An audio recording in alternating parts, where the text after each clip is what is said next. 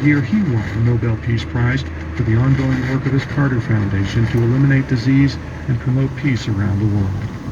Well, one of the things that I've learned in the last 20 years since I left the White House, much more clearly than I did when I was president, is that there's no way to separate, a commitment to justice and peace and freedom and democracy and human rights and environmental equality and the alleviation of suffering.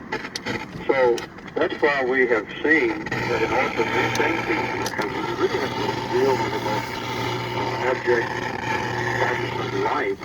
Because quite often when people have no hope and no self-respect and no prospect for a fair existence, they tend to turn to anger and begin a civil war or lash out at their neighbors. So you can't separate the alleviation of suffering or environmental degradation where they lose their land and lose their streams from their inclination to despise their leaders or even to hate, distant success stories like in America.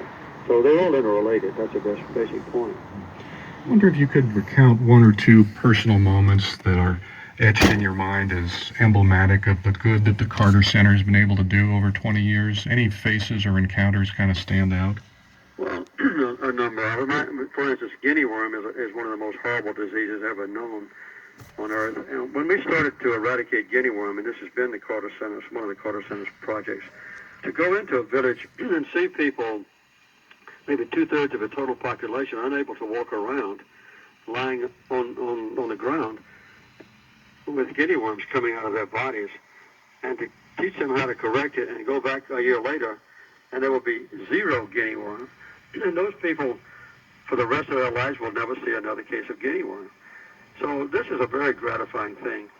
One time I was riding in a big entourage with the leaders of a state in Nigeria, and there was a big sign on the side of the road that I'll always remember, held up by little school children and said, "Watch out, guinea worms. Here comes Jimmy Carter."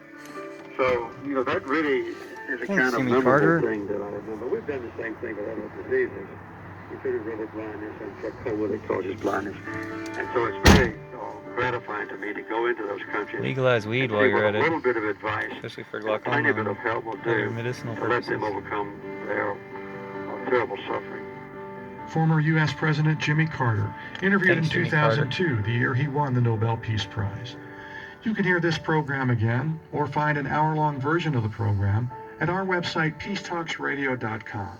That's peacetalksradio.com, where you can also hear and read about all the episodes in our series going back to 2002.